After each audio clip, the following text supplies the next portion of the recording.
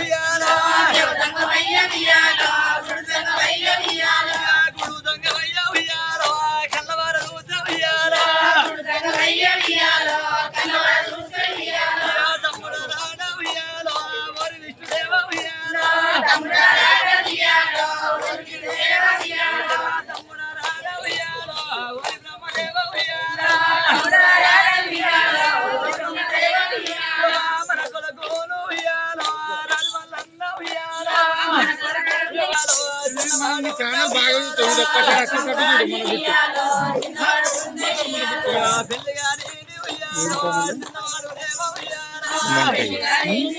మన పొద్దున మాట్లాడుకుంటా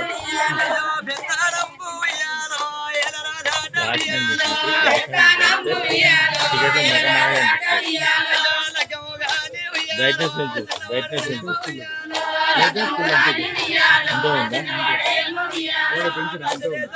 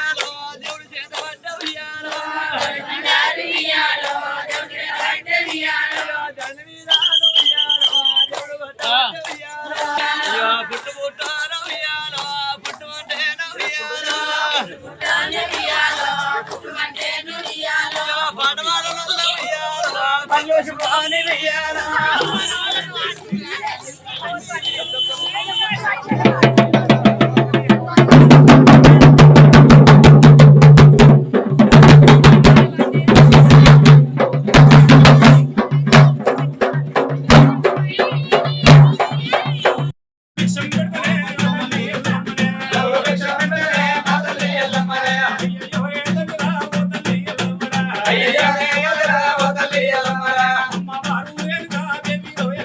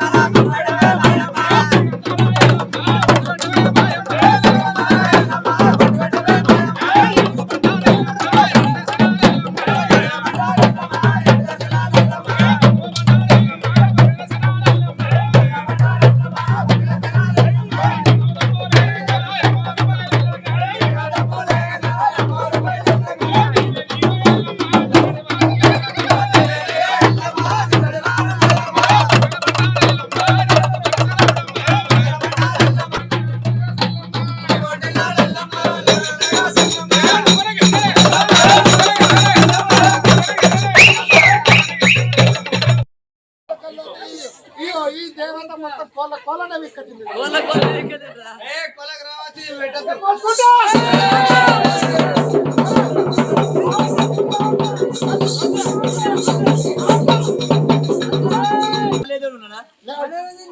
దేవునికి మరి ఎందుకు అబ్బోయ్ ఆ దేవుడికి పడదు ఎందుకు పడదు వీళ్ళు మటన్ తింటారు ఆయన దూరమే ఏమున్నా ఈ దేవుళ్ళు అంటే కొట్టుకొని పుట్టుకుంటారు అందరూ తింటారు పడ్డారు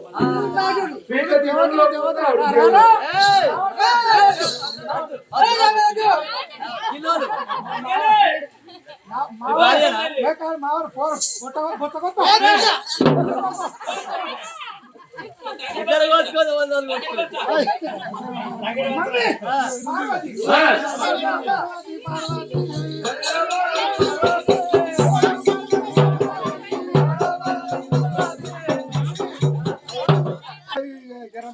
కొడతాం ఇక పండుగ ఉందనుకో ఆయన మీరు పక్కన ఇస్తాను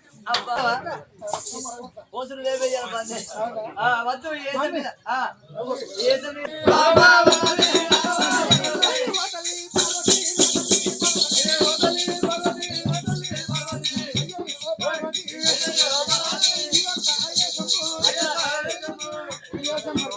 చెప్పిన నీ నుంచి కాదురా వద్దురా సపరేట్ వెనక మరిపోయి నీ బలి మేళం ఏరుకోరా మమ్మీ నేను ఆడదాని మీద ఒకసారి అలిగిందంటే అటు ముఖం సిగ్గు చూస్తుంది కానీ అవసరం అనుకో అది కాకపోతే ఇంకో ఇంకా పుట్టాడు బాధపడతా పడతా కానీ ఇంకో వేసం చూస్తాను రాజాడు మల్లయ్య